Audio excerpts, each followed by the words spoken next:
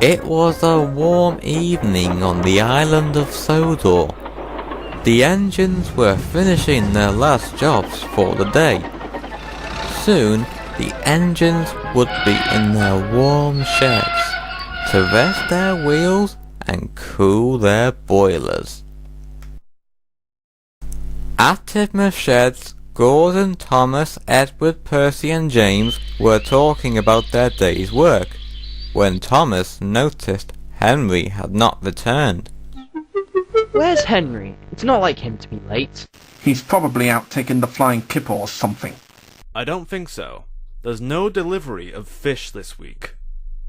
To be truthful, when the heck was the last time Henry pulled the flying kipper anyways? James does have a point. Okay, let's not change the subject.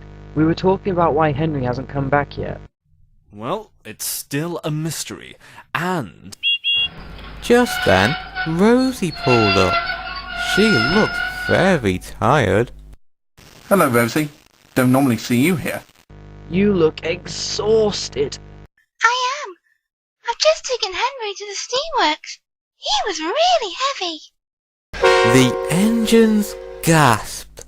What happened to Henry? On his way home, he ran into a coal truck that was left on the line and broken his piston rods. Again? Oh no, Henry better not go through that health and safety thing again. But who left that truck there in the first place? I've got a pretty big feeling it begins with a D and ends in an Devious diesel. Well, anyway, Henry will be fine. Victor said he'll fix him tomorrow. Wonderful! Would you like to sleep at Tidmouth tonight? It would save you the trip to your shed. Really? Oh, I'd love to. Rosie puffed onto the turntable and chuffed back into the shed where Henry would have been. Before the engines went to sleep, Rosie spoke to Edward. Hey, Edward, I had this strange dream last night, and I wanted to tell you about it. Do the rest of you want to hear it? Sorry, Rosie, but we need to sleep. Maybe next time, Rosie. Good night. Soon, the engines were asleep. Rosie sighed. Before she closed her eyes, Edward spoke up. Rosie, tell me your dream. I'd like to hear it. Rosie smiled. Well, last night, I dreamed that you and I were brother and sister. Really? Yeah, in my dream, you did something that any brother would do for their little sister. What happened? Well, at one point, I was attacked by a nasty gang of diesels. There were so many, I couldn't fight back. I was surrounded with no escape. I thought that was the end for sure. But then, you came along out of nowhere and pushed all of the diesels away from me. It was the most heroic thing you did, even though it was just a dream.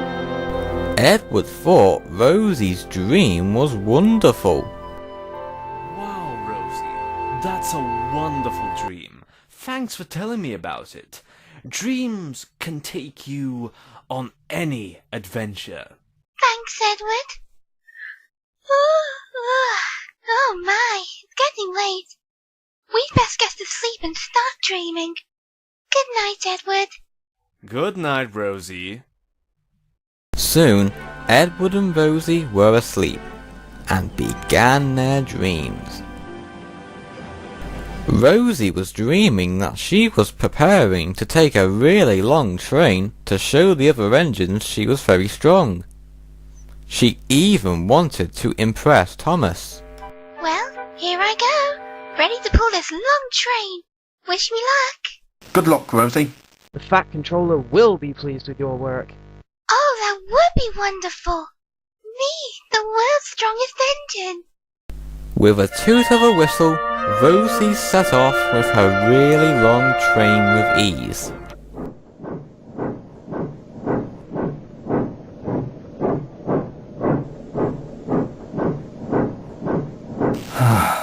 I wish I could be as strong as Rosie. Oh, someone's jealous? Shut up, Percy. Rosie puffed along the line, feeling the pride in her smoke box. Oh, I'm enjoying this so much. Once I get to Napford Station, everyone will cheer for me. And Thomas will be so impressed that he won't like me the way I liked him and... Suddenly, Rosie felt a jerk. What on Sodor was that? Rosie looked back and gasped. Bust my buffers! What happened to my train? Rosie's train had disappeared.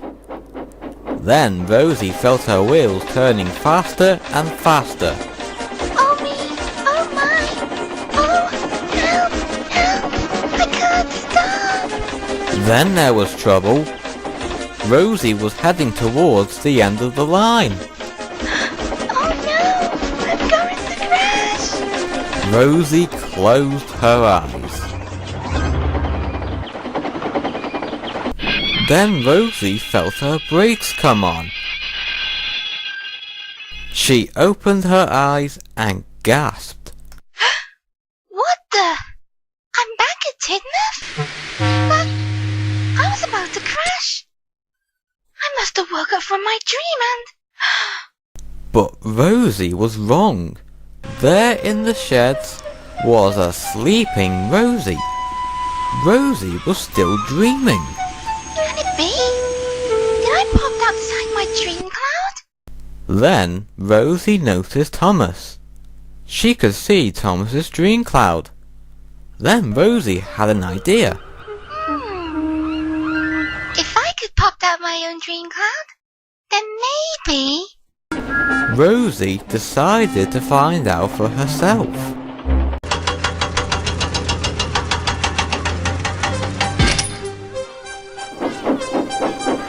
Rosie found herself puffing along a track in a field.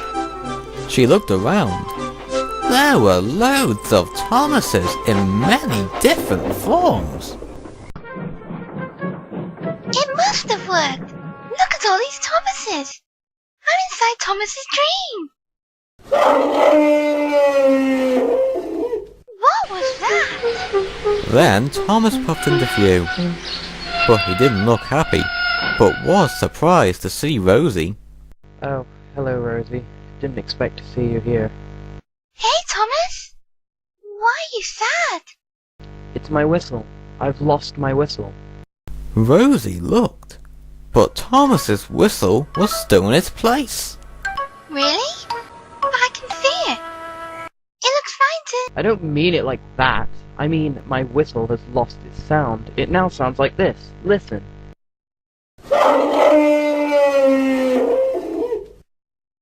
Rosie was surprised, but she knew why. I think I know why your whistle sounds like an elephant, Thomas. Really? Because you're dreaming. Dreaming? Wait a minute. Uh-oh. I think I'd better go. Quick as a wink, Rosie raced away. She thought Thomas was cross with her for entering his dream. But Thomas wasn't cross. He was more puzzled. How did Rosie get into my dream? Wait, if I'm dreaming, that means... My whistle is back! Hooray!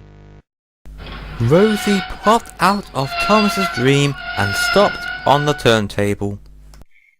Phew.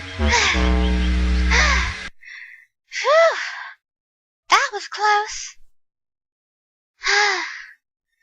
Maybe I should go back to my dream now and... But when Rosie looked at the other engines sleeping, she just couldn't resist. I think I'll take a peek at Gordon's dream.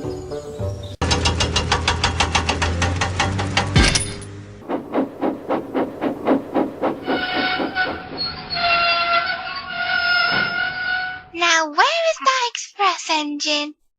Rosie soon found out. There was Gordon, being pulled by a diesel. Hello, Gordon. What happened? What does it look like? I've broken down. And with that, Gordon was gone. I guess Gordon is busy right now. I might as well go.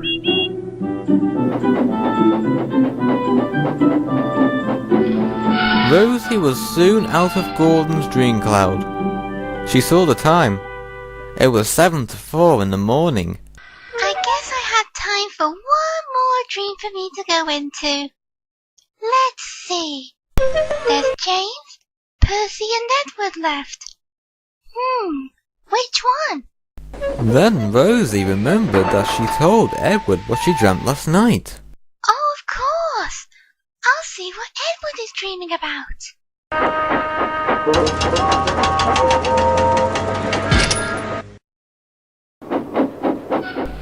Rosie was soon in Edward's dream.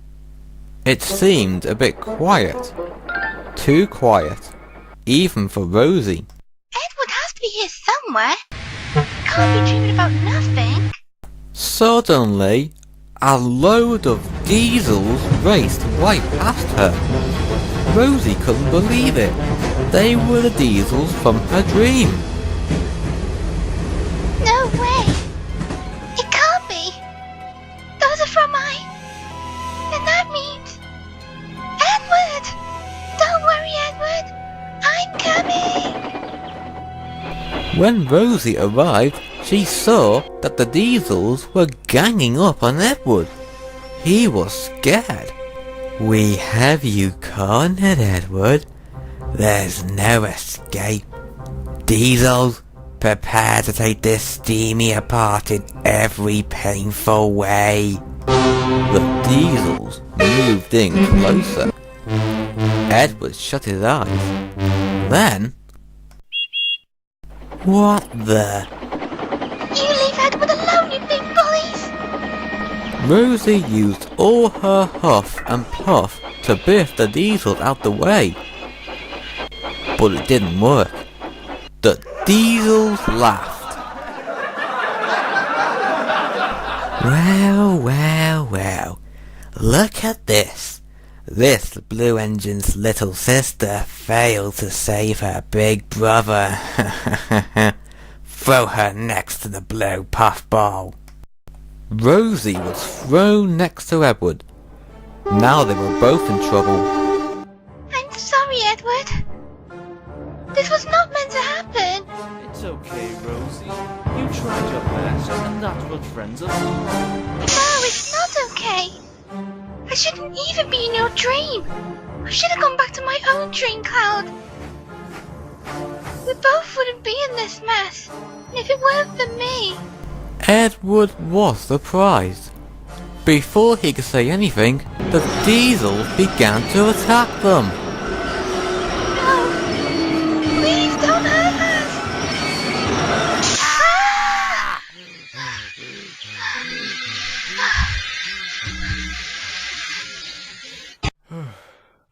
Rosie, Edward, are you alright? Edward, still feeling a little shaky, managed to answer. I think so. Are you okay, Rosie? Rosie? Edward could see Rosie was crying. Rosie? What's the matter? Oh, Edward, I'm so sorry for entering your dream. I really shouldn't try to get involved. My friend is getting us both in trouble. It was so scary. The other engines were surprised and felt sorry for Rosie. They knew she was a very sensitive engine. Edward then realised what Rosie was talking about. Before Edward spoke, Thomas spoke first. I think I get what this is about. Rosie was in my dream and said that why my whistle sounded like an elephant because I was dreaming. Then I was able to whistle normally again. You mean you weren't mad at me? Now why would I be mad? I was just a little puzzled on how you got into my dream. Oh, well, I guess I'll just stay in my own dreams from now on. Well, Rosie, even though things might have gone wrong, but you showed that you had bravery in you, and that proves you to be a really useful engine. You really think so? Of course! You tried to help me by saving me in my dream. Useful engines always help each other out. Rosie then smiled. She felt better. Thanks, Edward. I'm feeling better now. Edward smiled back. Well, Rosie had quite an adventure. But Rosie has promised to stay in her own dream from now on. Well, that's the end of the story. See you next time. Goodbye.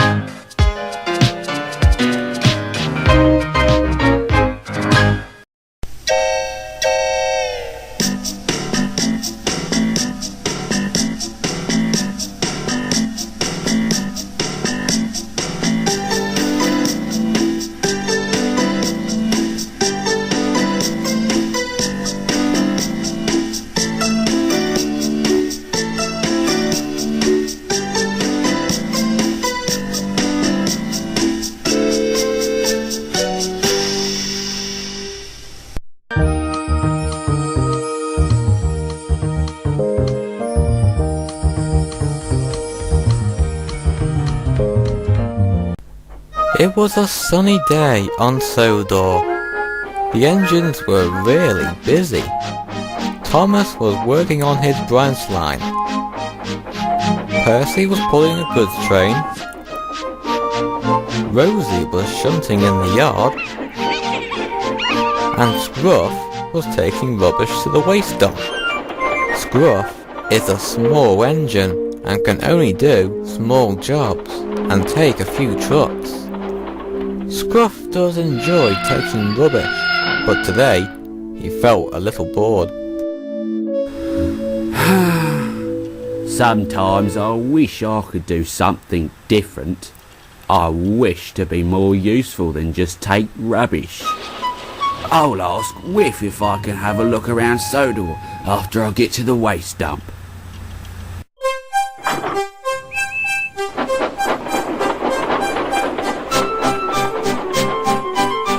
At Tipner's sheds, Duck was talking to the other engines about all that he did on the far side of the island, when the Fat Controller arrived. Today is the day of the festival, which will be held at Maithway Station.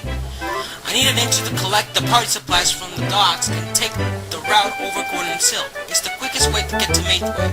Do you have a volunteer? May I pull the train, sir? Very well, Duck. Make sure you arrive on time. Yes, sir. The Fat Controller left. Duck was delighted, but Edward was concerned. You be careful, Doc. That train will be heavy, and Gordon's Hill is the steepest hill on the railway. No need to worry, Edward. I'll get that train over the hill and to the station on time. Where have I heard that catchphrase before? It's from that TV show called Pokey. Percy, I don't think you have the right to say the name of that TV show. Sorry, Edward.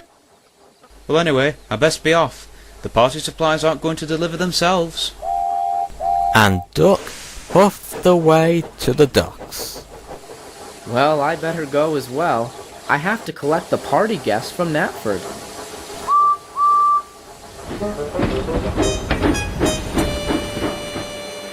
Meanwhile, Scruff found Whiff resting in a siding. Okay, Whiff. I've dropped off the rubbish at the dump. Is it alright if I can puff around the island? I need a change of scenery. Well, I don't see why not. You deserve a day off. You worked really hard today, Scruff. Thanks, Whiff. I'll see you later.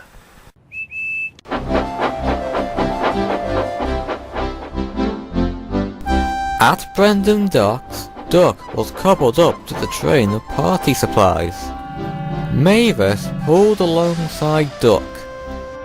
Good luck with your journey with the party supplies, Duck. I wish I could pull a train like yours. Thanks, Mavis. The dock manager blew the whistle, and Duck set off to Maithwaite. But as he puffed away, Mavis heard a creaking sound coming from Duck. That doesn't sound good. Duck was having a wonderful time. He was making good time with his load of party supplies.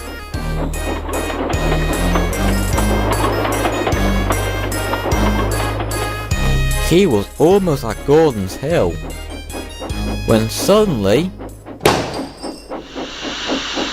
Duck felt himself coming slowly to a stop. What's happening to me? And soon enough, Duck came to a stop. Duck's crew checked him over. "You've burst your valve, Duck. We're not going anywhere now." Oh no. We were going so nicely too. Now we'll be late for the festival. What are we going to do now? Just then, Duck heard a horn. It was Daisy. She stopped when she saw Duck. What's wrong with you, Duck? Is the train too heavy for you? No, I've broken down. I need to deliver this train of party supplies to Maithwaite Station on time for the festival. Can you get me and my train to Maithwaite Station, please? But Daisy just sniffed. I won't pull you and your train. I'm highly sprung, and pulling is bad for my swerves. So you can just sit there like a sitting duck you are. And Daisy oiled away, leaving Duck helpless. Duck was speechless. I'm shocked. Don't worry, Duck. She's not the only engine. I'm sure another one will come shortly. Duck wasn't too sure. He knew the other engines would be busy preparing for the festival. Then a whistle was heard. Duck knew who it was. Oh no, not him. And it was. Spencer pulled up alongside Duck and eyed up the situation. Oh dear, Duck. Broken down, have you? The Fat Controller should have got another engine to replace you. Duck felt cross. But he knew Spencer was a strong engine, and he needed help. Spencer, I need your help. I need getting over Gordon's Hill to Maithwaite Station to drop off these party supplies for the festival. I pull you? No way. I don't pull goods trains.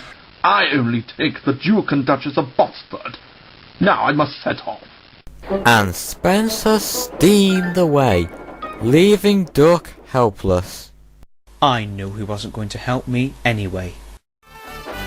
Meanwhile, Edward was on his way to Maithwaite.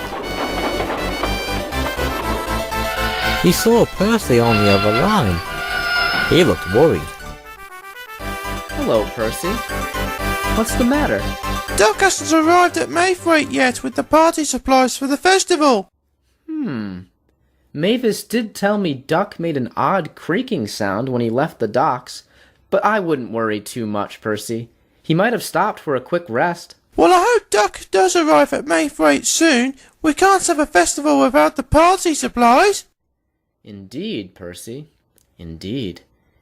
The signal changed to green, and Edward puffed on towards Maithwaite.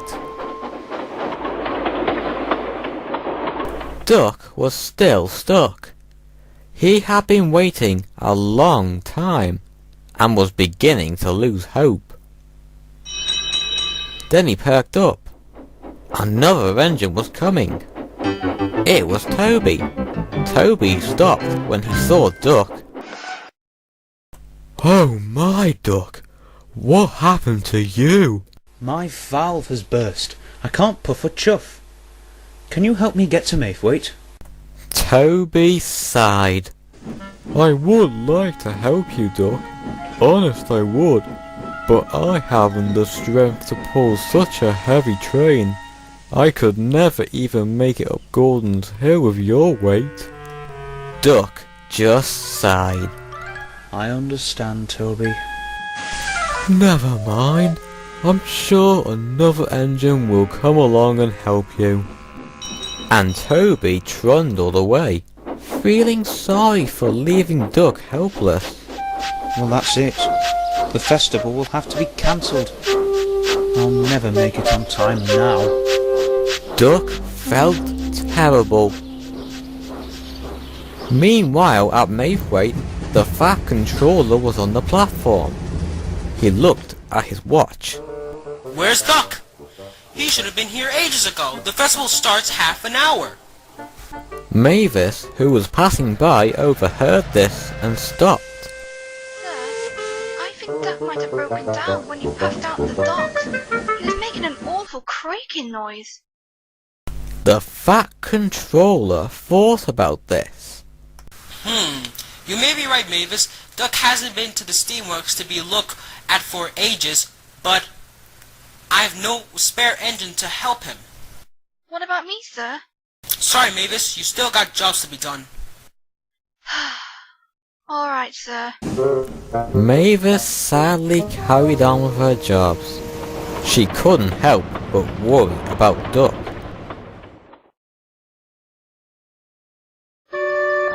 Duck was still where he was. His fire had gone out and he was starting to feel cold.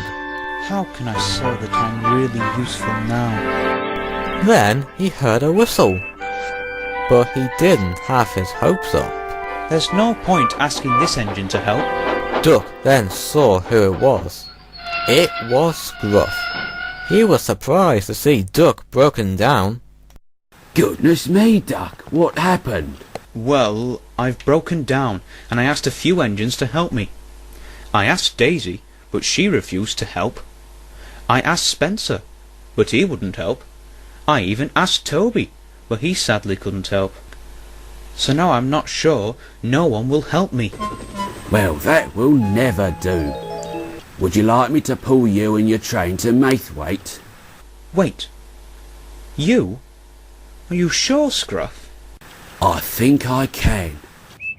Duck wasn't sure if Scruff could pull him, but he was willing to let him try. Soon, Scruff was coupled in front of Duck and was ready to go. Slowly but surely, Scruff moved steadily forward, saying to himself, I think I can. I think I can. I think I can. I think I can. I sure hope you can. But it wasn't long till Scruff began to speed up. Duck was beginning to feel like Scruff could make it. Then he got to Gordon's Hill. Scruff then charged up the hill with all his might, again saying the words, I think I can. I think I can. I think I can. Duck knew Scruff was doing his best, but Scruff was slowing down. Duck was now worried. Scruff, please don't strain yourself. You're going to pop a piston. But Scruff refused to give up. I think I can. I think I can. I think I can. I think I can. I think I can. I think I can. I think I can. Scruff's boiler bubbled and his axles ached, but he struggled on. And at last, Scruff made it to the top and went down the other side of the hill. Duck was delighted. Well done, Scruff. You did it. Scruff smiled from buffer to buffer. I thought I could. I thought I could. I thought I could. And I did.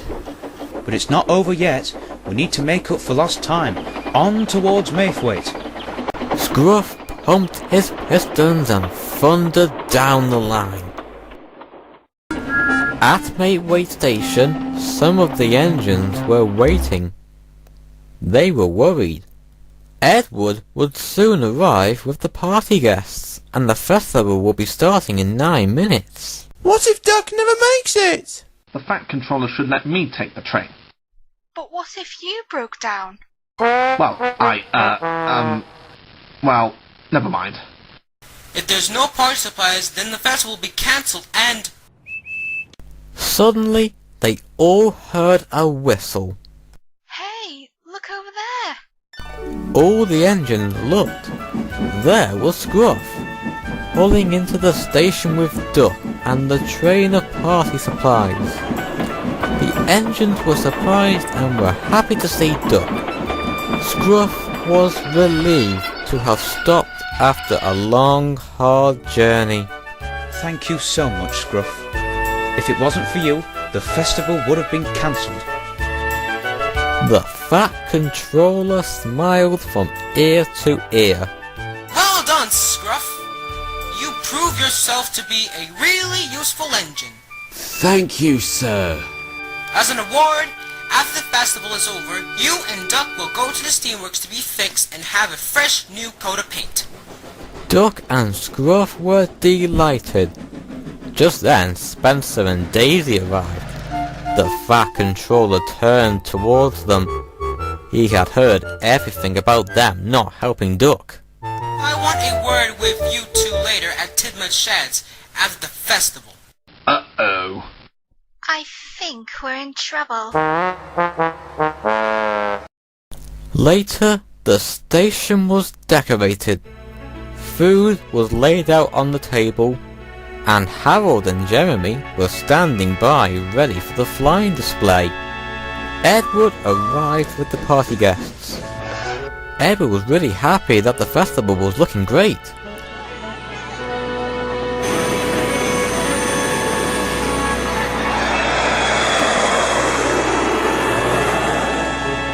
You were very, very lucky, Scruff. If you hadn't made it with Duck and his train, the festival wouldn't have been a great success.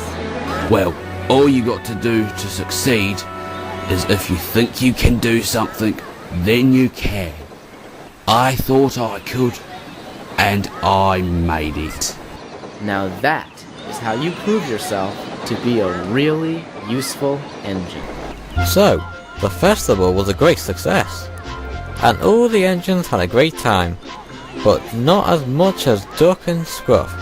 Despite all they've been through, it was worth it. Well, that's the end of the story. See you next time. Goodbye.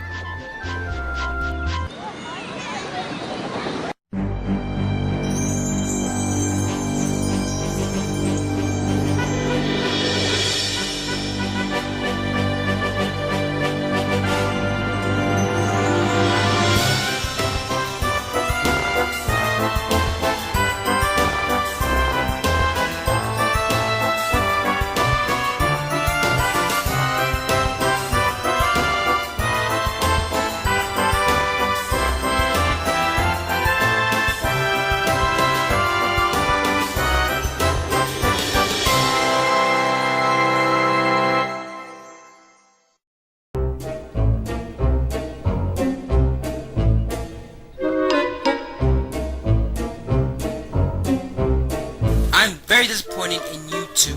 You should know by now that if there's an engine that needs help, you should help them. But you two just left Duck helpless. I know Toby didn't help because he knew he couldn't, because he isn't as strong as the others. Now next time, I'll let you two out. I expect you two to prove yourself useful in the future. Do I make myself clear? Yes, sir. Yes, sir. Good. Now then, best be off. Good night.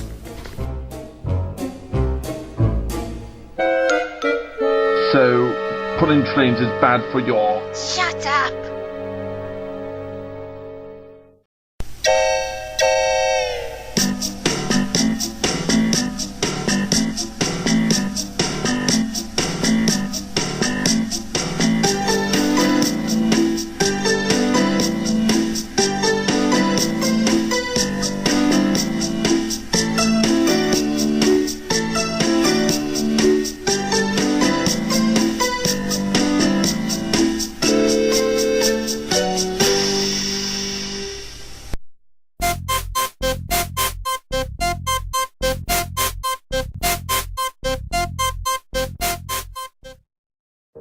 The engines on the island of Sodor work really hard, sometimes too hard, and then things go wrong.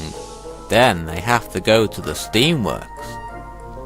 Victor works hard fixing the engines. It's his favourite job. Whatever the problem is, Victor can fix it in no time with Kevin's help. One day, Victor was talking to Percy, when Thomas puffed in with Rosie. She looked sad. Flaming fireboxes! What has happened, my friend? My coal bunker is broken. I've lost all my coal and can't puff and chuff. Heaving up! That's terrible! Don't worry, Rosie. It can happen to any engine. Yeah, like when Gordon had a big hole in his firebox. Hey, I heard that, Percy.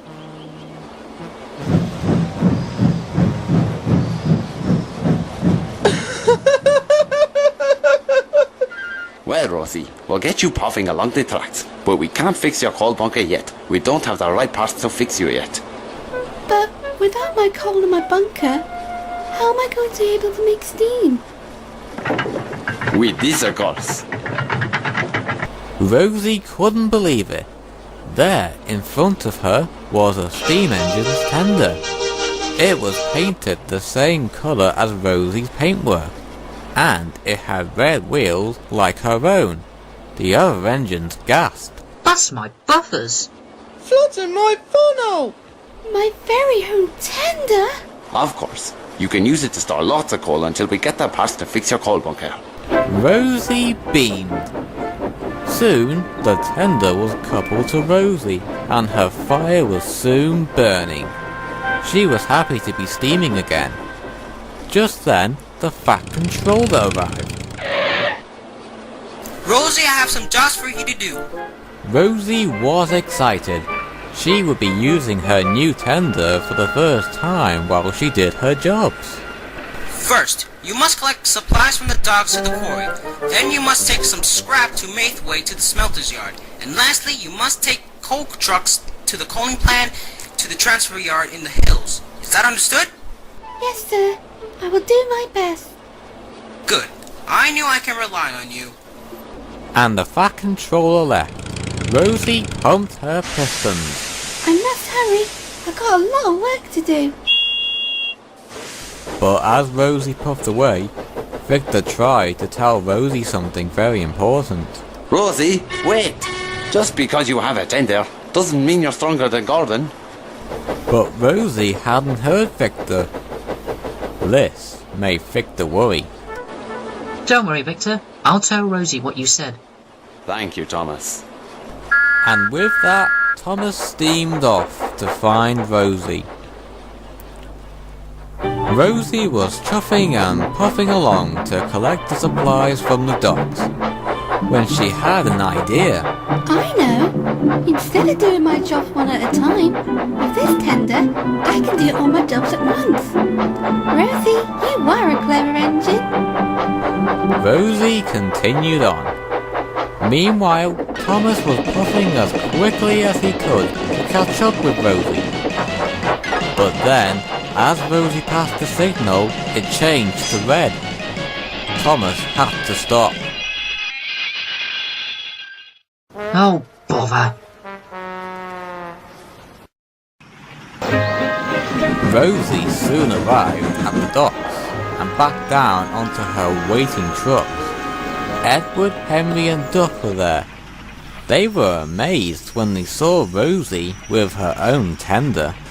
My, Rosie, that tender makes you look splendid. Indeed. It's a pity Henry's 6 tenders weren't as good as your tender. Did you have to bring that up again, Duck? Thanks, guys. I feel as grand as Spencer with my tender. Now I must be off. I must collect some scrap for the smelter's yard. Rosie tooted her whistle and puffed out of the docks with the supplies. Just as Rosie left, Thomas chuffed in. He was almost out of puff. Edward, have you seen... Ah, there you are, Thomas. The Fat Controller told me to tell you that you are to take the paint truck to the steamworks He was meant to tell you earlier at the Steamworks, but he forgot. Yeah, he's busy, you know. You know him. Botheration. Now I'll never catch up with Rosie now. Why, Thomas? Is there something important you need to tell her? Yes. Rosie thinks that she is stronger than Gordon, just because she has a tender. And Rosie is going to do all her jobs at once. Oh my goodness. Rosie could have an accident. Duck, you better go and find Rosie before she overloads herself. Right, Edward. Don't worry, Thomas. I'll catch up to Rosie quick as a flash. Duck blew his whistle and set off to find Rosie, while Thomas buffered up to the paint truck and set off back to the steamworks. Rosie soon arrived at Maythwaite Station. The loaded scrap was waiting there. Rosie soon coupled up to the loaded scrap truck. Making good time. Now I'll collect the coal trucks. Rosie puffed out of the station. Duck was almost catching up, but suddenly, out of nowhere, Sidney came along on the same track as Duck. Look out! Duck applied his brakes and stopped just in time. What on earth are you doing on my line, Sidney? I don't know. I don't even know what happened. Huh? Where am I again? I haven't got time for this. Move on to the other line and just let me pass. Sidney was soon out of Duck's way, and Duck puffed on after Rosie. What got him in a hurry? Now, where was I going again? Why do I keep forgetting what I'm doing? Wait, what was I doing? Soon, Rosie had collected the coal trucks, and was now on her way to make her deliveries. This is wonderful. Soon all my jobs will be done early. The Fat Controller will be pleased. But Rosie was heading for trouble, because she was so puffed up in the smoke box, she didn't realise she was being rushed with the trucks. This made the trucks cross, and began to make a plan. Let's push her down a hill and throw her off the rails. The trucks giggled, but Rosie didn't hear them. Soon, Rosie was climbing the hill. It was hard work climbing the hill with a heavy train, but at last, Rosie got to the top, just as Duck puffed up behind her. Hello again, Duck. Rosie, there's no time to explain. Just because you have a tender doesn't mean... Before Duck could say anything, the trucks began their tricks. On! What? Oh my! Help! Rosie was now going faster. The driver tried to pull on the brakes, but the weight of the trucks made her go even faster. Rosie was scared. Someone help me! I can't stop! Help! On! Faster! Then there was trouble. Up ahead was a very sharp bend. Oh no! Stop pushing, you trucks! Stop! And with a loud crash, Rosie and her train came off the rails. Rosie's driver and fireman had jumped clear before the crash, but Rosie was upset. Not only did she damage herself, but her tender was damaged as well, and its paintwork was scratched, and the trucks were all over the place. Duck soon puffed alongside. Goodness me! Are you okay, Rosie? I think so. I guess I've bit more than I can chew, didn't I? Yeah. Victor tried to warn you not to pull too many trucks. A tender doesn't make you stronger. Rosie just stayed silent. Just then, Edward arrived. The Fat Controller was on board. He was not happy. Rosie, you have caused confusion and delay. Not only have damaged yourself and your tender, you have also delayed your deliveries. I thought I could rely on you. Rosie felt so bad she almost cried. Edward spoke up. Please, sir, don't be too hard on Rosie. She is still a young engine after all. Indeed, sir. Rosie didn't know that having a tender doesn't make you stronger, and she wanted to do all her jobs just to show she was a really useful engine and... But before Duck could finish, Rosie spoke up next. I appreciate you two sticking up for me, but I've learned that it's better to do your jobs one at a time. Rushing your work can lead you into trouble. The trucks laughed. Shut up! And sir, I'm sorry I caused all this mess. The Fat Controller smiled. I can see that you're sorry and that you have learned your lesson on not to rush. Once you've been repaired, you can do your jobs one job at a time. Thank you, sir. Later, Rosie was back at the steamworks being repaired. Victor even fixed Rosie's broken coal bunker. The tender was mended, but it was also having its paint removed, so another engine could use it if they needed a spare. Okay, Rosie, you're fixed. Thanks, Victor. Now I must make up for lost time.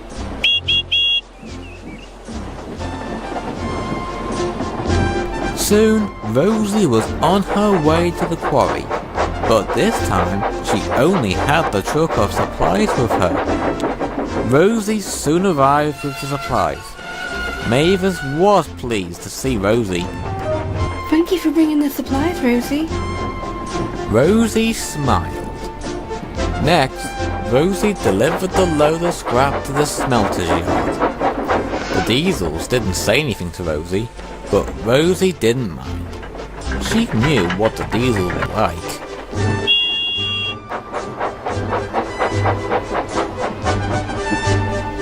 Lastly, Rosie brought the coal to the transfer yards. The narrow gauge engines were pleased to see Rosie and the coal she had brought. Rosie then returned to Mayfway Station. The Fat Controller was waiting for her. So was Thomas, Edward and Duck. Well done, Rosie. You have done all your jobs, despite the mishap today, but you've learned from your mistakes, and that makes you a really useful engine. Thank you, sir. All the engines whistled, and Rosie couldn't have felt happier. Well, that's the end of the story. See you next time. Goodbye.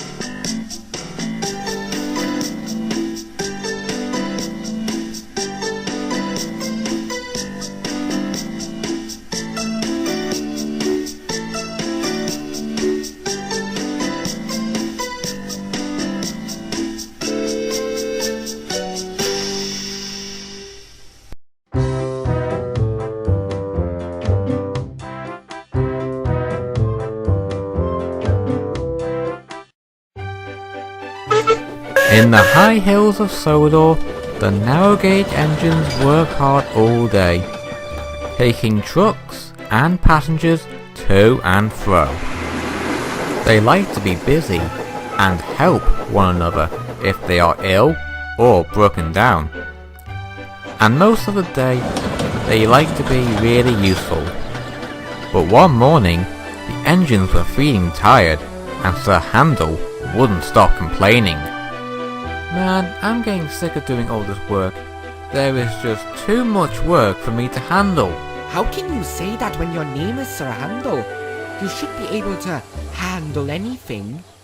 All the engines laughed, but Sir Handle didn't. Don't get me wrong, but Sir Handle is sort of right. There is more work for us than usual, and there is less of us. Yeah. Especially since Duncan, Freddy, and Mighty Mac were sent to the works for their overhauls. Don't forget Grandpuff. Luke wasn't quite sure who the engines were talking about, but before he could ask, the Fin Controller arrived. However, Sir Handle noticed something different about him. Pardon me, sir, but what happened to your usual outfit? My outfit is at the dry cleaners, and this is all I could find to wear for now. Anyway, I understand that all of you are working really hard, and I know there are a lot more jobs than usual. So, you'd be happy to know that Duncan, Freddy, Mighty Mac, and even Duke will be returning from the works from their long overhaul. The engines were happy to hear this. Duncan, Freddy, and Mighty Mac had been in the works for quite some time. Duke, however, had been in the works for years. Duncan and Duke will be arriving first. Madge will be bringing them here by road. Later, Thomas will be bringing Freddy and Mighty Mac to the transfer yards. Peter, Sam, and Sir Handle were very excited. Oh boy! Can you believe it, Sir Handle? Grandpuff is coming back home! And don't forget about the others. Now we won't be overworked again. Just then, a horn hooted. It was Madge. She had brought Duncan and Duke ready to be unloaded. Hello, everyone. I thought you were all friends back from the works. The engines whistled and tooted hello. Duke sighed when he saw Peter, Sam, and Sir Handle, formerly known as Stuart and Falcon. I had a feeling I'd be seeing you two again. Same goes to you, Grandpuff. Sir Handle and Peter, Sam laughed. Duncan was also happy to be back. Then, he noticed an engine he had never seen before. Who is he? Later, the Fin Controller had given his engines their job, and had left for a short meeting with the Fat Controller. Luke puffed away to collect slate from the Blue Mountain Quarry. Scout Louie, who is that little green engine? That, Duncan, is Luke. He's been on a railway for a while now. How come I wasn't told about him? Scarlowy paused for a moment. At the time, well, we couldn't tell any of the other engines about him. What? Why? What did he do?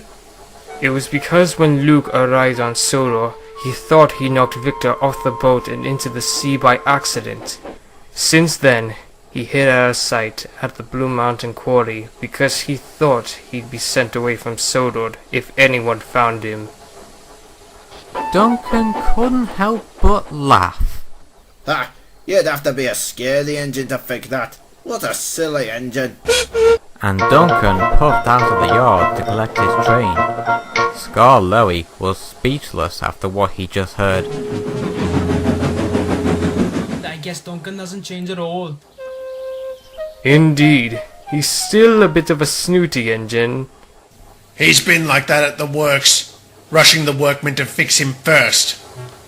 I'll go and keep an eye on Duncan to make sure he doesn't cause too much trouble for Luke. Good idea, Rusty. You know what Duncan might do to upset Luke. With that, Rusty oiled away after Duncan. Later that day, Luke puffed into the transfer yards with coal. Duncan pulled up alongside Luke. So, you must be Luke. And you are? They call me Duncan. So, I hear that you are a scaredy engine. What? Come on now, Lukey. You know what I'm talking about. Hiding in the quarry just because of a silly little accident. But I was mummied. I thought I would get sent away from Sodor forever. Don't you get it? How can you knock an engine when you weren't moving? That crane was the one who made you bump into Victor. But I guess you're just a silly little engine for being as scared of something like that. And Duncan puffed away. Luke was upset. Little did Duncan know that Rusty had seen everything. He rolled over. Just as Rusty pulled up alongside Luke, Thomas chuffed into the transfer yard with Freddy and Mighty Mac. Hello, Rusty. Hello, Luke. I've brought Freddy and Mighty Mac to help with work again. Oh, it's wonderful to be back. I can't wait to get chuffing and puffing on the tracks again. Hello, Rusty. Who's your new friend? But the engines could see that Luke and Rusty didn't have happy looks on their faces. What's the matter? Duncan's being rude to Luke about being scared of being sent away, and calling him a silly little engine. Well, that is very rude of Duncan. Just you wait until I... Hold on, Thomas. Leave this to fearless Freddy. Freddy will know what to do. Indeed I do. I'll soon sort that Duncan out. You'll see. They told the engines their idea. Soon, Freddy told the Fin Controller their plan. The Fin Controller agreed. Duncan arrived back at the shed. He was looking forward for a rest, but the Fin Controller was waiting for him. Duncan, there is one more job you need to do. What is it, sir? Freddy has run out of water. He's taking a heavy train to the transfer yards and needs help. Yes, sir. The sooner I help Freddy, the sooner I can rest in my favourite shed. Duncan set off to find Freddy. Because he left so quickly, he didn't fill it with more water. Freddy hadn't really run out of water. That was part of the plan. Soon, Duncan puffed up. You must have had a leaky tank, Fredwood. Guess those workmen didn't fix you properly. Freddy didn't say anything. He knew it would all pay off soon. Duncan buffered up to Freddy and set off to the transfer yards.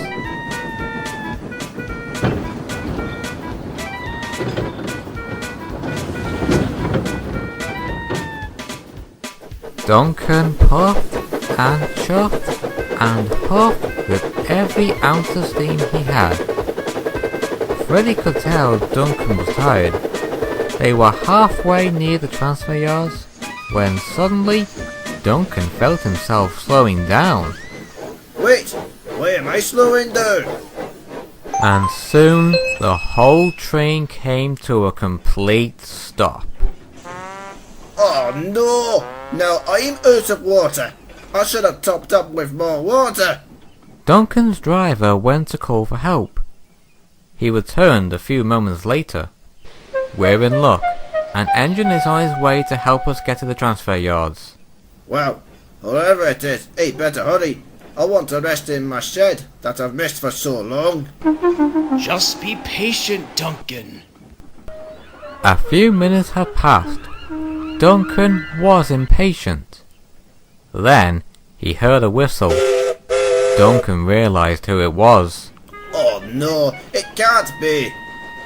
And it was. Luke pulled up alongside Duncan. Hello, Duncan. Run out of water, have you? Duncan said nothing. We're glad you could help us, Luke. This goods train needs to get to the transfer yards quickly.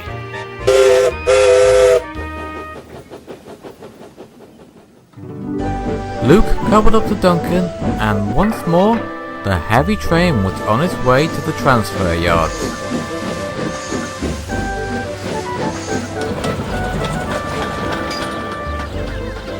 At the transfer yards, Thomas and the other narrow gauge engines and the Fin Controller were waiting.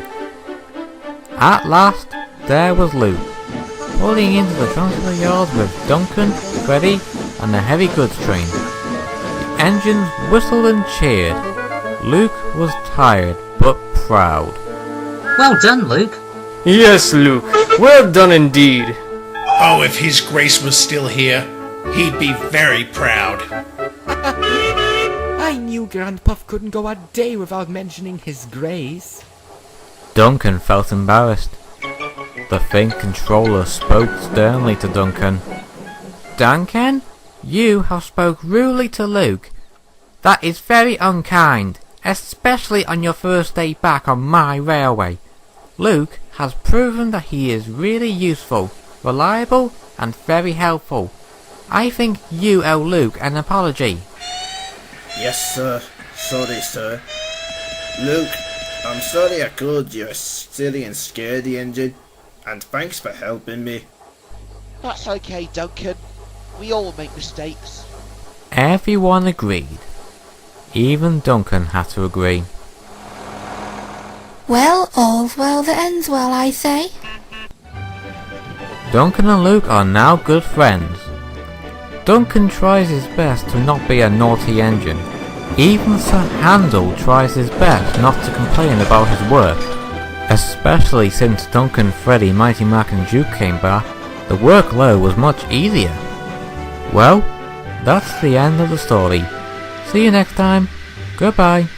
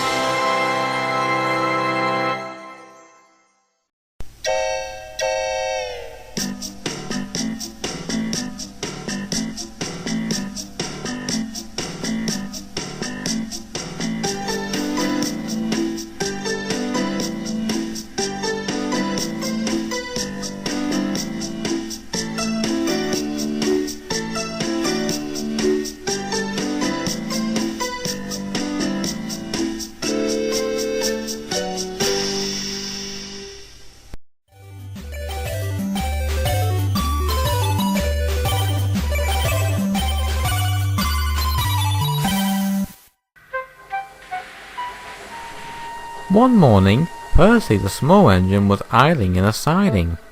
He looked very concerned. Rosie, who was puffing along, saw Percy and wondered what the matter was. Percy, are you okay? You look a little concerned. Oh, hey, Rosie! Yes, I am concerned. Why? What's wrong? Take a look up ahead. Rosie looked ahead. She could see Donald and Douglas, with a blue diesel she hadn't seen before. Who's that diesel? His name's Sidney. He means well, but he unfortunately suffers short-term memory loss. Just watch. For the last time, Sidney, I am Douglas! Okay, nice to meet you, Douglas. And you are? I already told ya, my name is Donald! Hello, Donald. I'm Sidney. We know! You just told us your name! Wait, where am I? Oh, hello there. Who are you two? Can you tell me how I got here? Goodness sake! Come on, doggy, let's go! I'd be glad to, Donald. And with that, the Scottish winds puffed away from the confused diesel. Rosie was shocked. That's not the right way to talk to an engine. I know. I feel sorry for Sidney. Because of his condition, no one wants to be his friend. That's terrible. Rosie felt sorry for Sidney as she watched him oil away. Then she had an idea. You know what? I think all Sidney needs is support. What do you mean, Rosie? But Rosie was already puffing away to find Sidney. Come on, Percy! We need to collect the mail train! Oh, alright.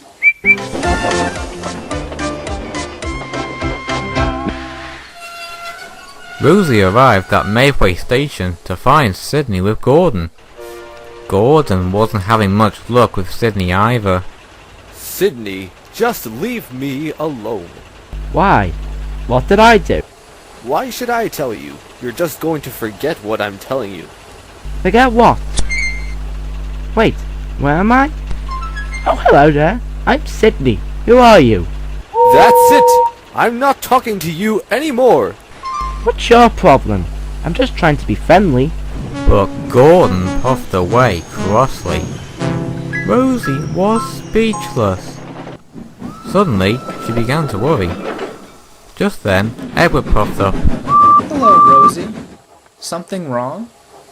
Well, I was thinking about helping Sidney, but I'm worried I might lose my temper and get really mad at him. But Sidney needs friends to support him. I see. I can understand you are concerned about Sidney, but you wouldn't be able to do it alone. I'd best come along and help too. Really? Thanks, Edward. No problem. So Edward and Rosie puffed over to Sidney and hoped for the better. Hello there. I'm Sidney. Hello, Sidney. I'm Edward. And I'm Rosie. We're here to try and help you make some friends. Really? That's great. I've been trying to make friends, but for some reason they all yell at me and leave me. Don't worry, Sidney. I'm sure we'll find some friends for you. We'll go to the docks first. Okay then. Where am I and how did I get here? Oh boy. This is gonna be really tough. Soon enough, Rosie, Edward and Sidney arrived at Brandon Docks. Rosie looked around. Only Henry was there. Okay, Sidney. Here's your first engine. Good luck. Okay, I'll try. Sidney rolled over to Henry. Henry didn't seem too pleased to see Sidney. Hello, I'm Sidney. I know who you are, and to refresh your memory, my name is Henry. Would you like to be my friend? I haven't any friends to talk to. I'm not surprised, seeing that you forget very easily. Hey, how did I get here? Oh, hello there. I'm Sidney. Who are you? Why don't you go to the diesel works to get yourself looked at? Rosie and Edward couldn't believe what they just heard. Before Henry puffed away, Edward rolled over and spoke sternly to Henry. Henry, how can you say that to an engine with short-term memory loss? He's only trying to be your friend. Well, I'm sorry. It's hard to speak to someone who can't remember anything I say. With that, Henry steamed out of Brandon Docks. Rosie was once again shocked. That isn't like Henry. What's happened to the kind and understanding Henry? I don't know. The only time Henry acted like that was when he, James, and Gordon were on strike years ago. They were on strike? I'll tell you about it later. Come on, Sidney. We'll try Tidmouth Sheds. I'm sure there's someone there that would like to be your friend. Sure hope they do. Ed, is it? No, it's Edward. You'll get the hang of it, Sidney. The engines soon arrived at the sheds. They looked around. Only James was there. Okay, Sidney. I'm sure you'll do well this time. Sidney wasn't sure now. He could still remember the way Henry spoke to him. Well, if you say so, Edward. Sidney rolled over to James. James wasn't happy to see Sidney. Can I help you, Sidney? How did you know my name? Because you've told me already. I did? Oh! And you are? I've already told you before. It is James! Oh. Well, would you be my... And the answer is no! I can't talk to someone who can't remember anything after 5 seconds! James huffed out of the sheds and away from Sidney. Now, Rosie was cross. I'm starting to get so mad at the others now. If I had hands, I would. Whoa, Rosie, calm down. Take a deep breath and just let it go. Sorry, Edward. I'm just upset that no one wants to be Sidney's friend. I understand how you feel, Rosie, but it's not worth getting worked up about it. I guess we could try the steamworks next. Good idea, Rosie. Alright, Sidney. Let's go. Alright, Eddie. I'm coming. Later, the three engines arrived at the steamworks. But when they looked around, there were no engines. Even Victor and Kevin weren't there. Oh, bother. That's odd. It's not like Victor and Kevin to not be here. Just then, they heard a horn. It was Diesel. He had heard everything about Rosie trying to help Sidney.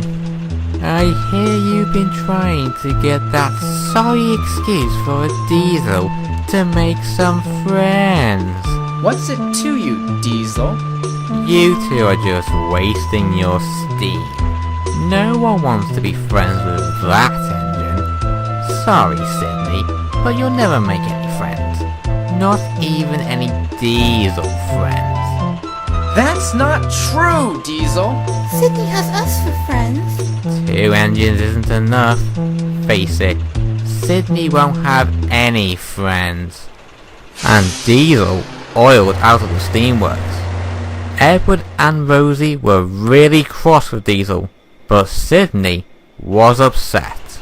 Don't worry about Diesel, Sidney. I'm sure we will find engines who want to be friends with you. I know I will. No, Edward. Diesel is right. Why would anyone want to be friends with a stupid Diesel like me? I mean, look at me. I'm always forgetting the engine's names, and I always forget where I am. Why do you think the engines just puff away from me? No one likes me. Rosie and Edward just stared. Sidney, did you? He's just said something of the things that happened before. Well, bust my buffers. Sidney, you've remembered part of your day. Do you know what that means? No. Why? If you could remember all that, then you'll be able to remember the engine's names in no time. Then you'll have friends in no time, no doubt about it. Sidney thought about this. Then he smiled. Okay, Rosie. I'll give it one more try. That's the spirit, Sidney. Just then, Thomas arrived. He was surprised to see the engines. Hello. Why are you here? Victor and Kevin won't be back until tomorrow. Oh, it's a long story, so we'll cut it short. We were helping Sidney make friends, but we haven't had much luck so far. So we'll try once more to get Sidney some friends. Bust my buffers! That sounds exciting. May I tag along and help? Sure thing, Thomas. Well, Sidney, looks like Thomas is now your friend. Sidney just smiled. First, the engines went back to Maythwaite. This time, Oliver and Hero were there. Even towed the brake van. Hello, Edward, Thomas and Rosie. Who's your friend? This is Sidney. Sidney, this is Hero, Oliver and his brake van towed. We're helping Sidney to make new friends. Not many engines don't talk to Sidney because of his short-term memory loss. But he is a nice engine, really. Oh dear, the poor engine. But his memory is getting better. So we're hoping that some of the other engines can talk to him better. And support him. Well, we'd be glad to be friends with Sidney. Of course, Mr. Hero. Engines should stick together no matter what's the personality. Well said, Toad. Well, it's nice to meet you all. I'll try my best to keep your name in my head. Alright, next stop, Brendam Docks. And the cavalcade set off. Hero and Oliver whistled goodbye. Wherever the engines went, they were able to get Sidney lots of friends. Sidney was really happy. Then, when they got back to Tidman Sheds, there was the Vac controller. So was Henry, James, Gordon and the Scottish twins. Ah, Sidney. Just in time. These engines have something to say to you. We're sorry for the way we treated you. Okay, we feel terrible. Me mostly. At the time I was a bit of a bad mood because of the trucks, and I let my anger out on you when I shouldn't have. We hope you can forgive us. So, what do you say, Sidney? Friends? Sidney smiled. Of course we can be friends. The engines whistled. Then Diesel oiled up. Diesel, you are to take rubbish to the waste dump as for your punishment because of the way you spoke to Sidney. Oh no, not the rubbish wagons. Oh yes, the rubbish wagons. And all the engines laughed, except Diesel. Well, Sidney was able to make friends. He still has short-term memory loss, but it doesn't affect him as much now. So now he's a really useful engine. Well, that's the end of the story. See you next time. Goodbye.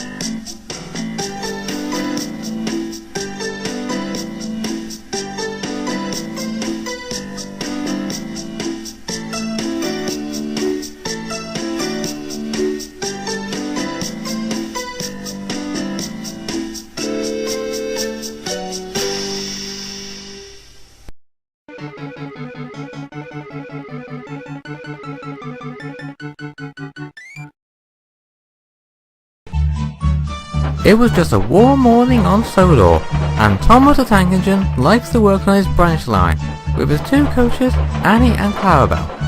One morning, Thomas was puffing along the line, feeling very pleased with himself. Suddenly, Thomas, look out! What the?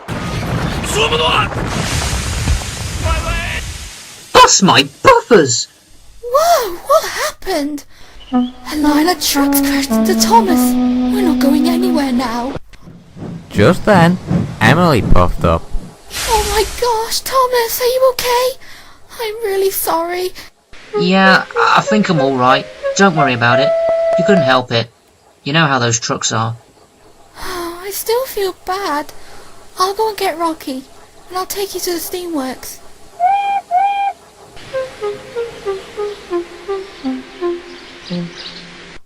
Later, Emily had brought Thomas to the steamworks. Luckily, Annie and Clarabelle weren't damaged, but Thomas's front buffer beam was damaged. Emily couldn't stop apologising. Thomas, I am really sorry about all this. You don't have to apologise, Emily. It was the trucks' fault. I know, but I just can't help it. I really feel bad for your accident. Before Thomas could reply, Victor spoke to Thomas. Okay, Precious. We shall have it repaired by tomorrow. Tomorrow? What about my jobs? Not to worry, Thomas. The Fat Controller said he'll get another engine to do your job. That's right, boss. I see. Thomas was doubtful. Meanwhile, Spencer was resting in a siding. Just then, the Fat Controller arrived. Spencer, Thomas has been in an accident and has to be repaired at the steamworks. So? What do you want me to do about it? What I want you to do is to do all of Thomas's jobs until he is repaired. Spencer spluttered. What? But sir... No but, Spencer. You're the only engine available. Off you go now. And the Fat Controller left. Spencer could not believe what he was told. Come on, Spencer. We have to collect Thomas's coaches from the Steamworks. Why can't I use my own private coach? Because your coach is still under repair, and Thomas's coaches are the only ones available. Spencer groaned. He steamed out of his siding and set off for the Steamworks. He was still grumbling when he reached the Steamworks. Thomas saw him coupling up to Annie and Clarabelle. Hey, what do you think you're doing, Spencer? Those are my coaches.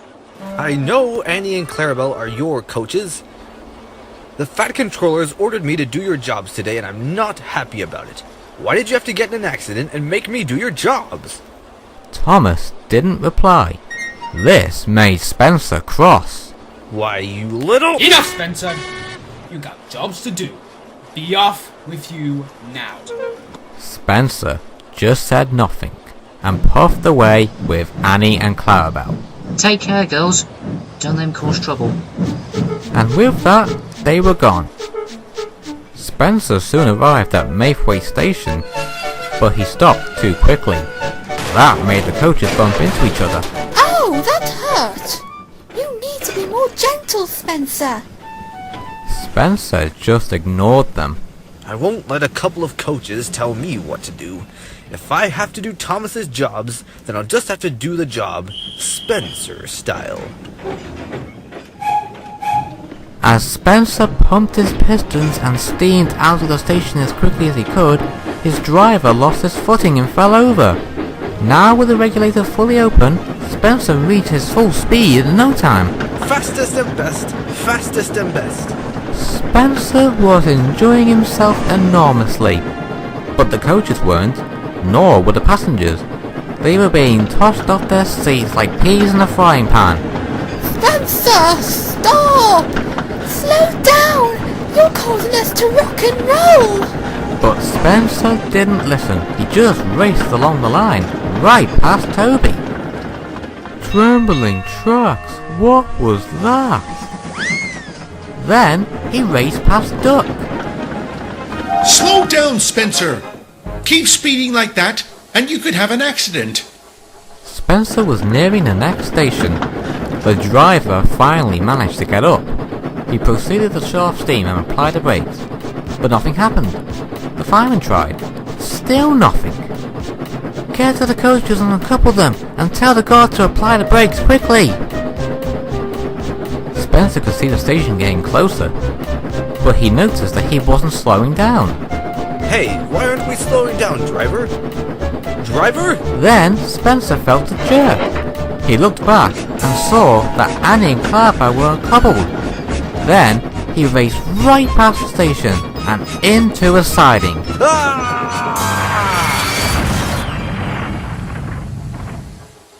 Spencer crashed and derailed. Luckily, the coaches had stopped at the station, and no one was hurt. Hey, narrator! I'm the one who's hurt here. Oh. I mean, luckily, no one important was. Oh, don't you dare finish that sentence. Okay. Anyway, the passengers got off the coaches and began to complain to the station master. Oh, Spencer's in for it now. You got that right, Annie. Meanwhile, Thomas was still being repaired. He was talking to Percy when Edward arrived and buffered up to Rocky.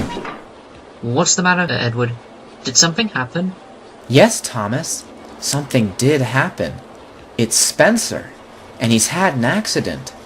What? Oh no! I thought you didn't care about Spencer. No, not Spencer. My coaches. Don't worry, Thomas. Annie and Clarabelle are fine. They were uncoupled from Spencer and stopped safely at the station. Speaking of which, Percy, you need to retrieve the stranded passengers from the station and make up for lost time. All right, Edward. Don't worry, Thomas. I'll make sure Annie and Clarabelle have a smoother journey. Thank you, Percy. No problem, Thomas. That's what friends are for. Edward puffed out the steamworks with Rocky, and Percy followed behind. Later, Edward returned with Spencer. He felt very silly. Hey, I can still hear you! Yeah, what are you going to do about it, Spencer?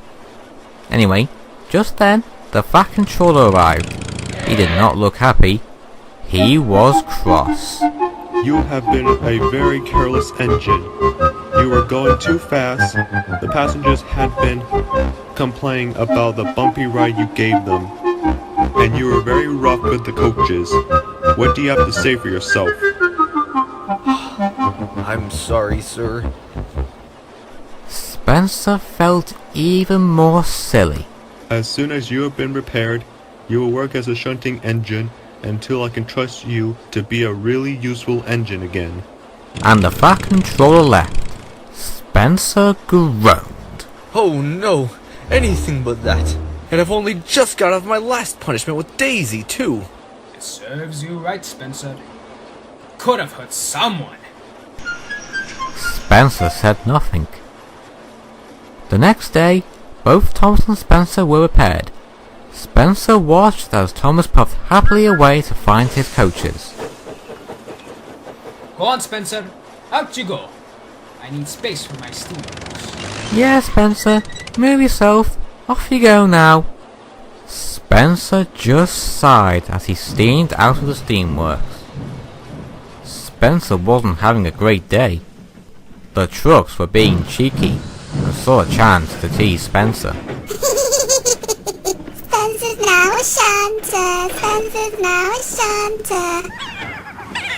Oh, just shut up, you stupid trucks. The other engines were watching and were very amused. Well, it looks like Spencer received his comeuppance in the end. Indeed he has, Edward. Indeed he has. Well, serves him right. Anyway, I best be off. Goodbye. Oh yeah, Spencer's getting my train ready. I'd best be ready for it. Emily shunted into place and Spencer arranged her train. Come on, Spencer. I have to go and I cannot be late. Spencer said nothing as he shunted Emily's train and she coupled up. Then, Emily puffed out of the yard. Well, let's hope Spencer has learned his lesson and hope he'll be a really useful engine from now on.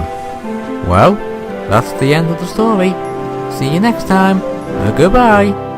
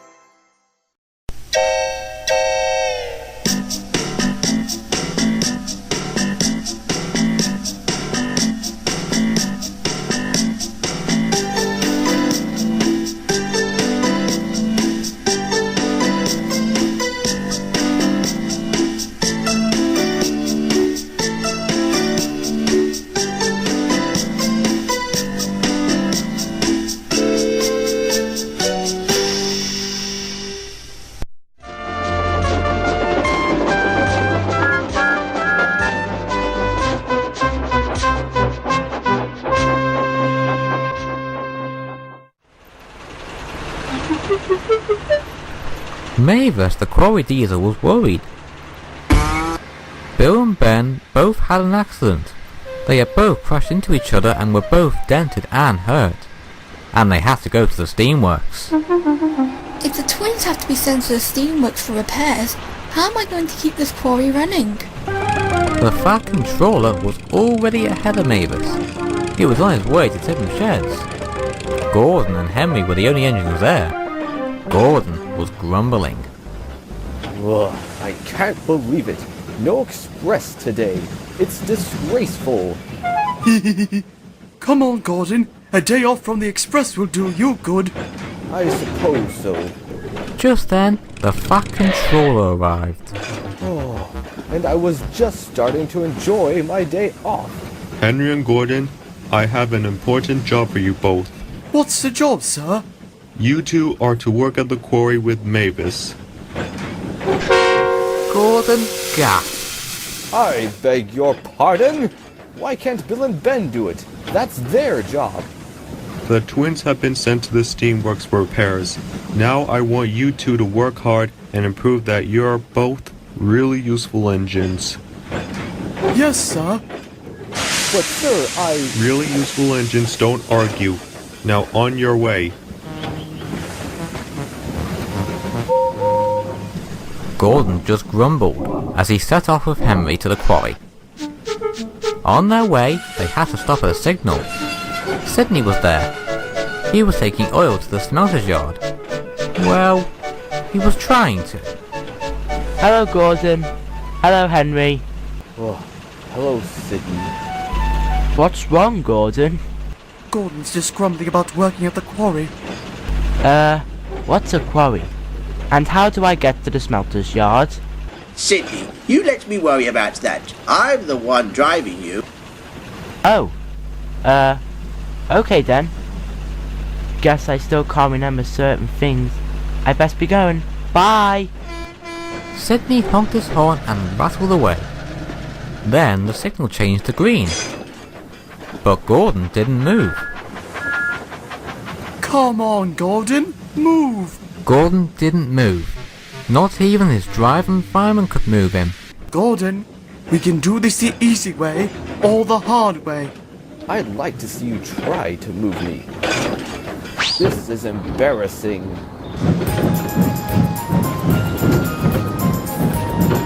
To make things even worse, he could see Diesel, Ari and Bert. Oh no, not them. The Diesels laughed as they passed by. Looks like the biggest engine is too lazy to use his own wheels. Gordon felt even more embarrassed. At least no one else could see me. But he was wrong. Douglas was up ahead with a coal train. As they went by, the trucks laughed and giggled in their silly way. Douglas couldn't help but laugh as well. I didn't care, Gordon. Fancy you being lazy. Now, Gordon was cross. We wouldn't have to do this if you would just move on your own wheels. Okay, I'll jump to the quarry myself.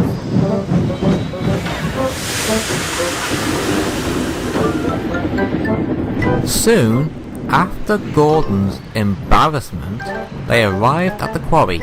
Mavis was pleased to see them. I'm glad you two are here. With big engines like you two, you can shunt more trucks than the twins could. Glad to be of service, Mavis.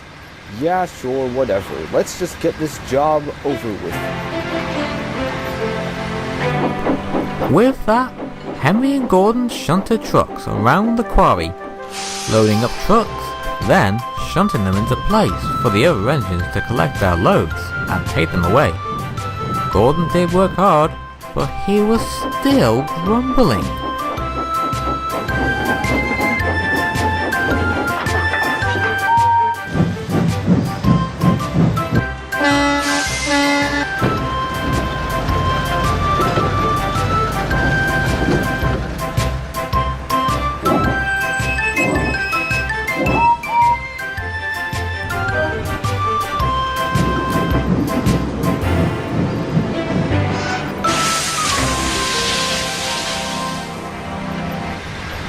Later, Henry and Mavis were resting, while Gordon was loading some more trucks when Edward and Toby arrived to collect their train.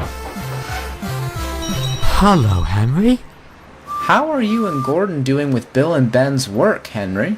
Hello, Toby. Hello, Edward. It makes a nice change, but sadly Gordon isn't enjoying it. The engines watched as Gordon bumped the trucks crossly into place. Here's your train.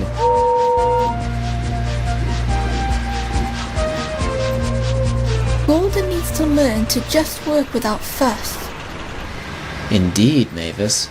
Gordon better get out of his grumpy mood soon, or something could go wrong. Anyway, we best be off now. Come along, Edward. We got to get going. Alright, Toby. See you both later. Hi, Toby. Hi, Edward.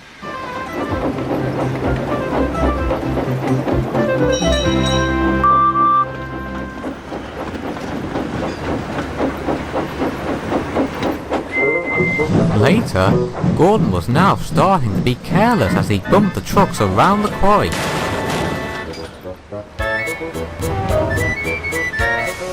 Gordon, be careful.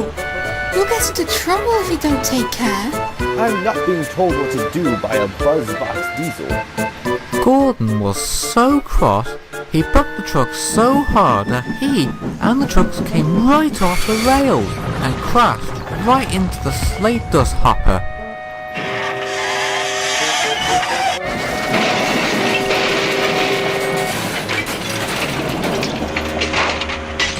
Scrub my tender!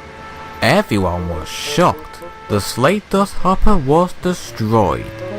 Mavis was cross. Look what you've done, Gordon. I told you to be careful. Now the slate dust deliveries will be delayed thanks to your clumsiness.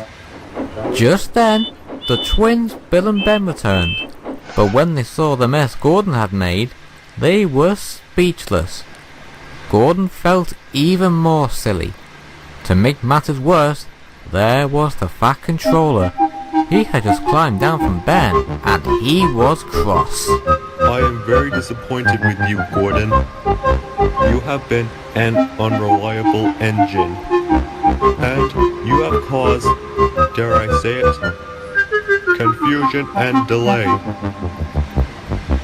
You refuse to go to the quarry yourself. You have been careless, and you destroy the slate dust hopper, which caused even more confusion and delay. Do you have anything to say for yourself? I'm sorry, sir. I should think so too. Once you've been repaired, you'll continue to work at the quarry until I can trust you again. Yes, sir.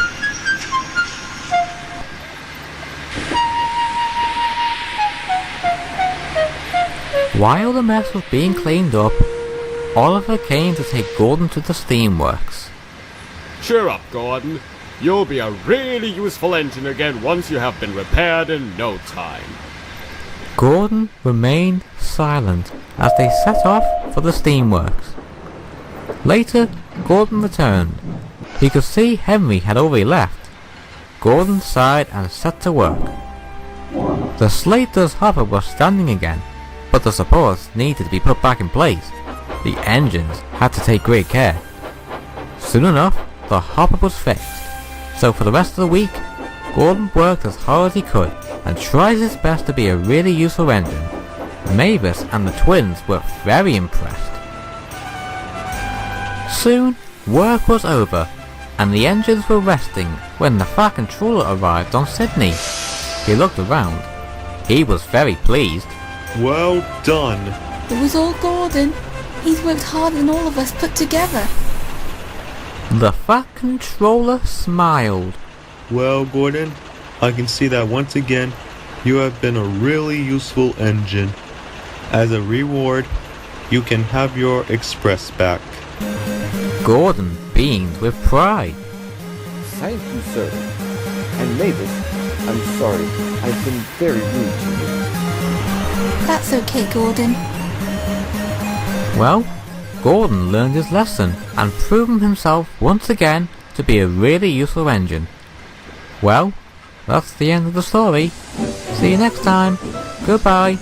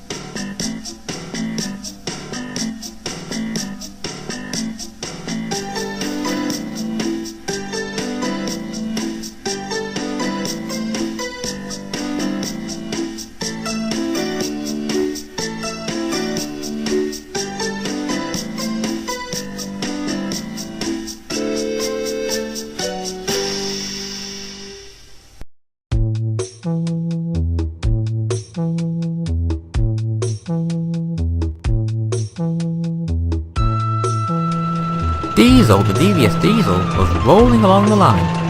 He was making a delivery of diesel fuel to the diesel works. But as he was making his way towards the point, he saw Percy up ahead blocking the line. Diesel stopped. He couldn't get through. Get out of the way, Percy. You're in my way. I can't! There's no need to be rude. The trucks have been playing tricks and I've come off the rails. Stupid things. Hey, don't call us stupid. Yeah. Move aside and I'll be on my way. You'll just have to wait. Gordon hasn't arrived with the breakdown crane yet. Sorry, Diesel. You'll just have to wait. Diesel was cross. Soon, Gordon brought the breakdown crane, as Rocky was unavailable. And soon, the trucks were back on the rails. Thank you, Gordon. No problem, Percy. And why can't you trucks just behave? Yeah, I thought so. You'd best get on your way, Percy. Alright, bye, Gordon. Diesel watched as Percy set off with his trucks. He was still cross. Percy isn't getting away with this. I'll pay him back. Somehow.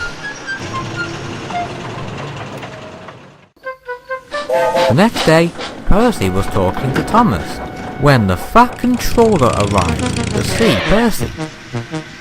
Percy, I would like you to help Rosie to shunt trucks at the docks. Yes, sir. Right away, sir. Rosie has gone to collect more trucks, so she'll be back to help you. Then the Fat Controller left. Percy set off for Brendan Docks. Little did Percy know, Diesel was watching. He had come up with a devious trick to pay Percy back. He oiled away. Thomas saw him leave. He became concerned. What is Diesel up to now? No good, I'll bet. He's better not cause trouble. He's such a jerk.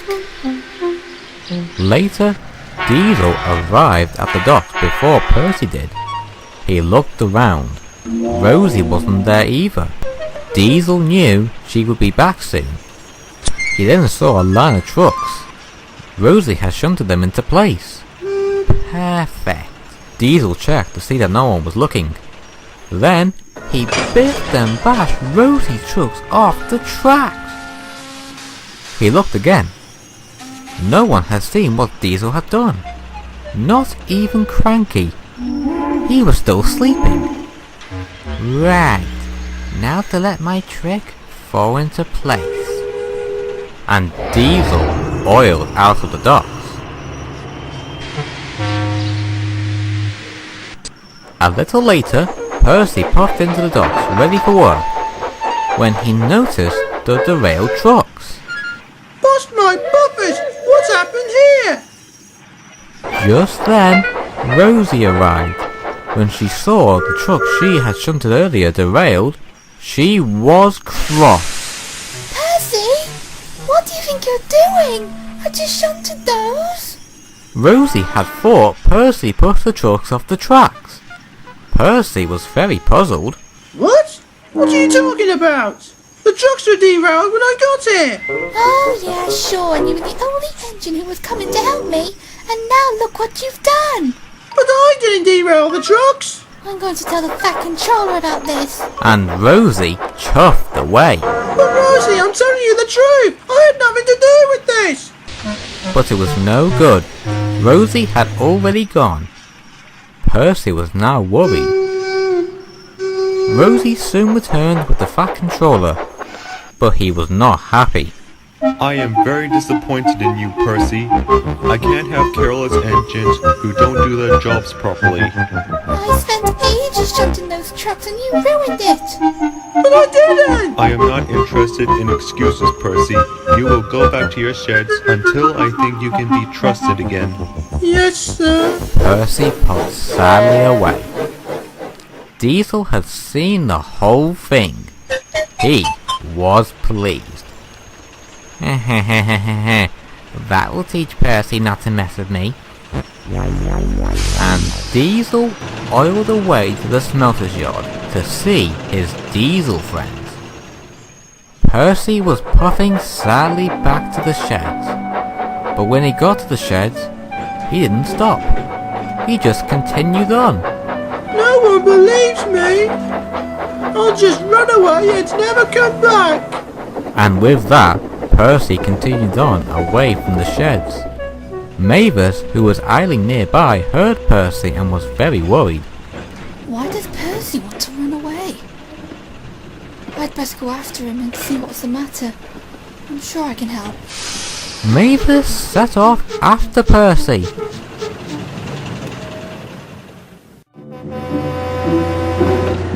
Meanwhile, Rosie was at the smelter's yards to collect some iron. Before she puffed up to her train, she overheard Diesel laughing. She couldn't help but listen. Then, I bumped Rosie's trucks off the rails, and when Rosie came back, she thought Percy caused the accident. Oh, you should have seen the look on Percy's face when he got told off by the Fat Controller. Priceless. Totally worth it to pay Percy back for delaying me yesterday. Diesel and the other Diesels laughed, but Rosie was shocked, and all of a sudden, she felt so upset. She raced out of the smelter's yard as quickly as she could, but she didn't take the iron with her. Mavis was still searching for Percy. She was worried. Percy can't have gone far. I hope he's alright. Then Mavis looked ahead, and there was Percy. He had run out of water and was cold and lonely. Mavis rolled alongside. Percy, what's the matter? Why did you run away? Because no one believes me. About what? Percy explained everything about what happened at the docks. Mavis was both shocked and a little cross. That's not like Rosie. She's using an understanding engine. Something must have happened to her early before she saw that accident. Percy just sighed. Mavis still wanted to help Percy. Look, I'll try and help you and find out what really happened. Come on now, I'll take you back to Tisma's sheds.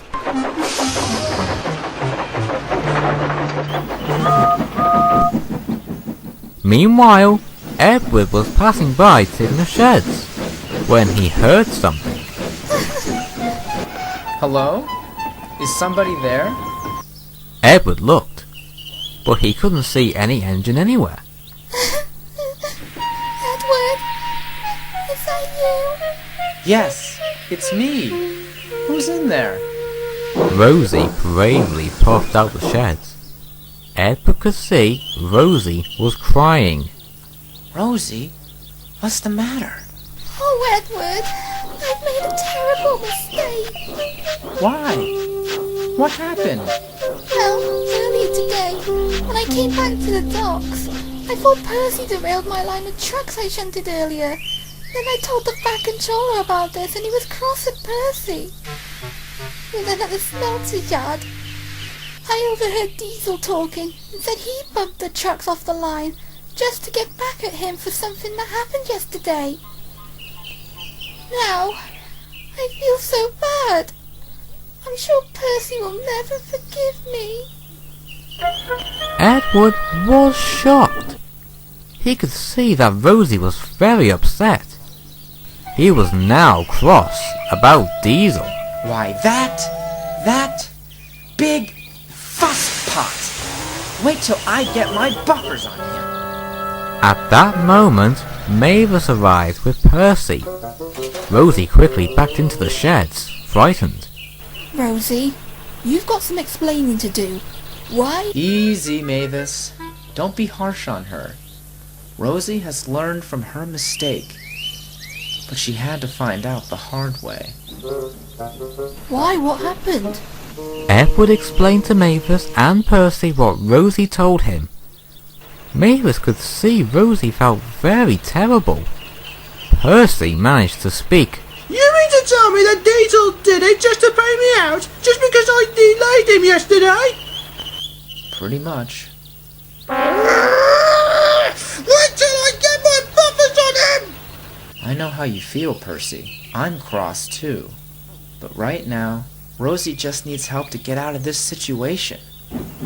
Just then, Edward saw Thomas puffing along the line. Thomas, stop! We need your help! Is something wrong, Edward? Yes, there is. I need you to pass this message to the Fat Controller. What is it? Edward told Thomas everything about Diesel's trick. Of course, Edward. I'll go and find the Fat Controller right away. And Thomas set off at once. Mavis decided to try and talk to Rosie as calm as she could. Rosie? Rosie, can you come out, please? We just want to talk. For a few moments, Rosie didn't say anything. But at last, she puffed out of the sheds. Mavis smiled. There now, Rosie. It's okay. We're not cross with you. However, we just want to know, before you came back to the docks, did anything happen that put you in a bit of a mood? Because I know that if an engine is angry, something must have made that engine upset. Well, as a matter of fact, yes. I was on my way to pick up more trucks for the docks. This blue diesel came up to me and said I was a useless pink puffball. That hurt me inside. It made me cross. Oh, Percy. I'm so sorry I got you into trouble. I know you didn't cause the accident. I shouldn't have taken my anger on you. Can you ever forgive me? After hearing the whole story, and how Percy could see how sorry Rosie was, he smiled. Of course I forgive you, Rosie. Rosie gave a small smile. Thank you, Percy. Let's all hope Diesel gets what's coming to him. Back at the smelter's yard, Diesel was still talking to the other Diesels when Thomas arrived. Diesel didn't expect to see Thomas here. What are you doing here, Thomas? Thomas didn't answer. He just glared at Diesel. Then the Fat Controller stepped down. He was furious. Diesel, you have caused a great deal of trouble. I'm very cross with you. Diesel gasped. His trick was found out. I am sending you to work at the waste dump, and you will stay there until you prove yourself to be really useful. Do you understand? Diesel gulped. Yes, sir. And Diesel went sadly away. Good riddance. I couldn't agree with you more, Annie. Thomas was happy that Diesel was once again punished. And with that, Thomas and the Fat Controller left. Back at Timber Sheds, the engines were still talking. Rosie was feeling much better. Then Thomas puffed in. The Fat Controller stepped down and spoke to Percy. Percy, I'm sorry for thinking you caused the accident. I was wrong to think that. It's okay, sir. Diesel is really to blame. Well, you'll be happy to know I've sent Diesel to the waste dump, where he'll do no harm. Percy smiled, and so did the other engines. With Diesel stuck at the dump, the other Diesels won't be as troublesome now. Oh,